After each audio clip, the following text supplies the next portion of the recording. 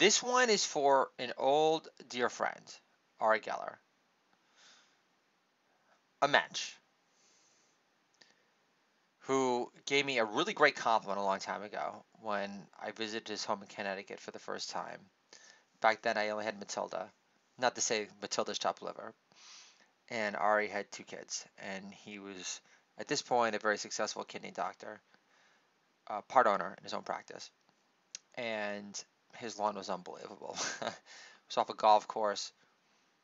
If a hot dog fell on that lawn, you would pick it up and eat it without any reservation. And Ari always enjoyed himself, loved his beer, some green back in the day, but worked very hard. And he was similar to me. He was a 50% Hebrew, but he was part Italian.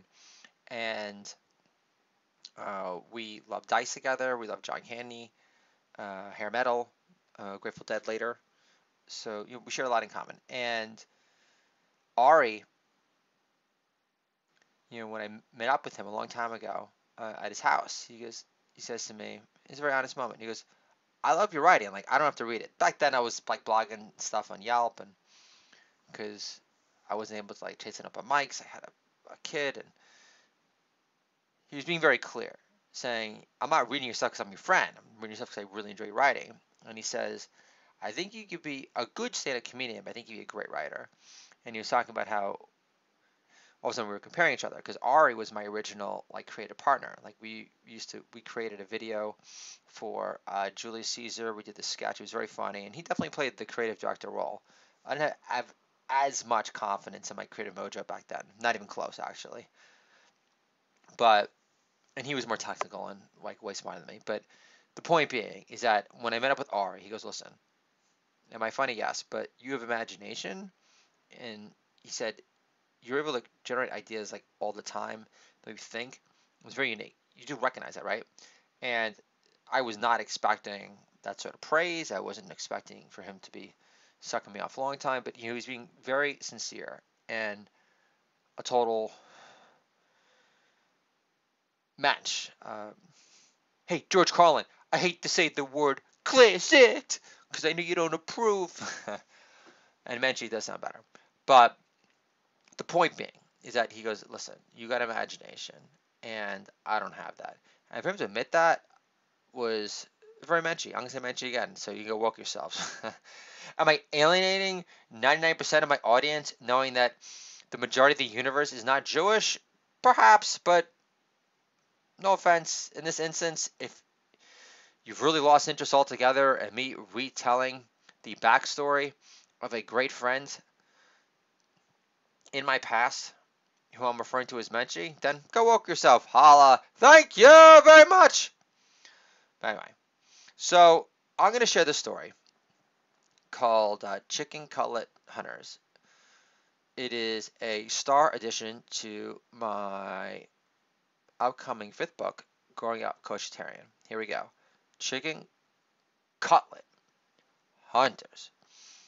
The chicken cutlet from the Edgemont Deli on Central Avenue next to Danny's Cycle in southern Westchester County, 30 minutes north of Manhattan, was always the best.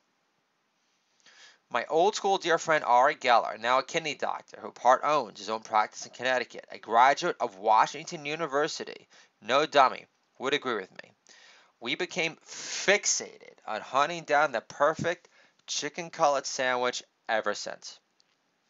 I remember inhaling down this chicken cutlet thinking I was in the presence of greatness, just based on the crispy enough herbed spice breading on it alone. Back then, I didn't know the difference between sage or rosemary.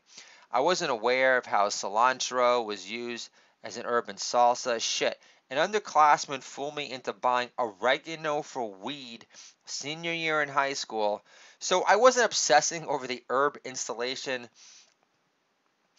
componentry embedded in my bomb chicken cutlet from the Edgemont Deli at the time. That wasn't Calissa Flockhart skinny, but more Joe Plump like from Facts of Life, which gave you something more excitable to chomp into again and again. the perfectly shredded lettuce, semi-thin, actual fleshy red tomato on top, nestled between the banging Kaiser roll, which was never drowning for dear life in an amorphous blob of mayo goo, didn't hurt the chicken cutlet sandwich's overall appeal one bit either. Those were the days pre-Yelp where you actually had to rely on your own intuition and New York bred sense of adventure to try and consume it all, like a less hyper-articulate, perpetually suave mini Anthony Bourdain in the making, minus the French royal rocker look working in your favor either. Now that I'm getting my 3 kids more courageous about trying different kosher meat creations because they know I'm writing a book about it. And unlike others, they still believe in me pounding my dreams of comedic superstardom into freaking reality already, especially when I involve them in the act of pulverizing the homemade kosher chicken cutlets I made tonight with real deal Hebrew hammer fury. I told my son Arthur to choke up on the mighty mallet before pounding the chicken cutlets for round 2 with the intention of smushing those cutlets into barely recognizable form, like when Mitch Blood Green came up with the bright idea to start a street fight with Iron Mike in Harlem during his primetime domination years, where he knocked out legendary heavyweights by the time you banged out another one to taste of amber again.